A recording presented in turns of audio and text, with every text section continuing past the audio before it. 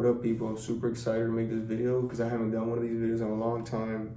So today I'll be breaking down a couple of words just to show you guys how powerful just words can be.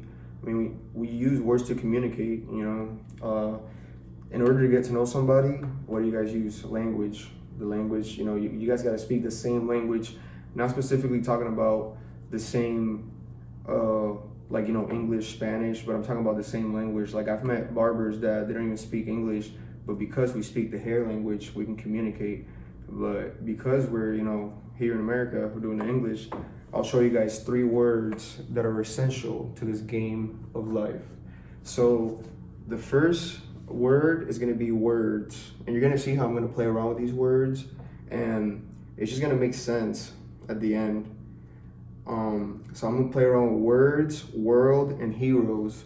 So if you came to this earth realm, you're in the world, and what we use to communicate is words. But this world, if you live in it, it's a pretty tough world to live in. Every day has a trouble of their own. Every day has a trouble of their own. So only those that are heroes will be able to take on this world and triumph over it. So they'll be able to triumph and they'll be able to have victory over this world. And all a hero is someone that rose. He rose. If you're somebody that can get knocked down and get back up, if you get knocked down 9 times and you get back up 10, you're a hero. You're qualified to take on this world. There should be no need for depression or none of that. You're a hero. If you mentally prepare yourself to get up from any life, any sickness, anything, you'll be a hero. That's why it's called the hero's journey. Now, the most powerful thing a hero could have while he's taking on the world is a sword. So when you put words backwards, all it is, it's a sword. And it's pretty funny because I'm reading this manga about this really happened, this samurai in Japan who went 60-0, and he literally dedicated his whole life to swordsmanship. All he did was sharpen his sword, and what was the result? He won 60-0, and this happened like in the 400s or 500s, those type of years. So it was a while back, so there was no like guns and stuff like that. If anything, they had like muskets, but it was just man-to-man combat. So he who had the sharpest sword would be the one who stood alive the longest. So in order for the hero to take on the world, he must have a sharp sword. And so basically any words that we're putting into ourselves, like into our brains, kind of like in the Matrix, every word, every book we read is kind of like a chip you're inserting into your head, and that's gonna bring out of you whatever you put in it. So if I'm constantly reading about cutting hair, then it's just going to enhance my ability to cut hair. If I'm reading about health, it's just going to make me healthier. That's the power of words. But you have to have a focus on what you want your words and your world to be a representation of.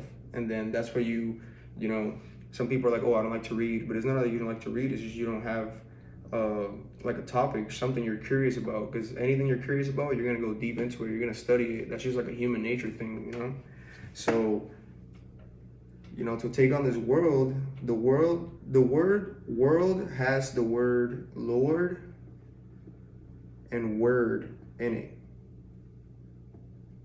So, also in order to take on this world, you gotta be the Lord of your temple, which is who you are, your being.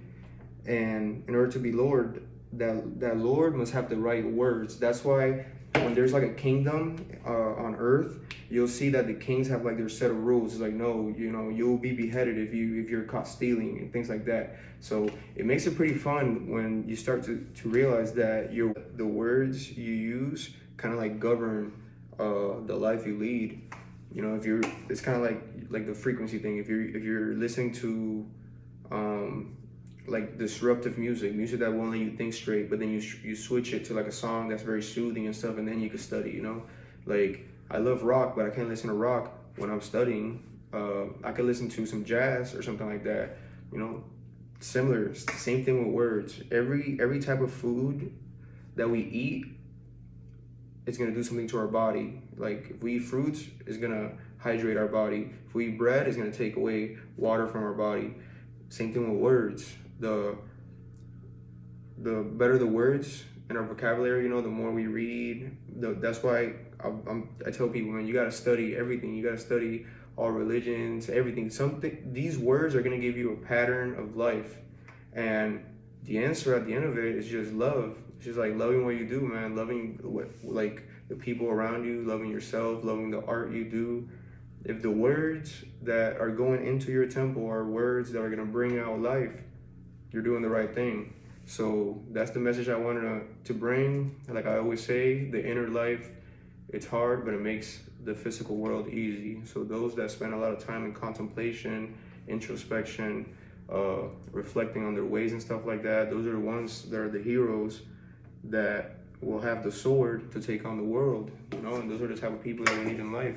So making this video so I can meet people like that, and also I can open a world of words to people that can see the messages through the words, you know?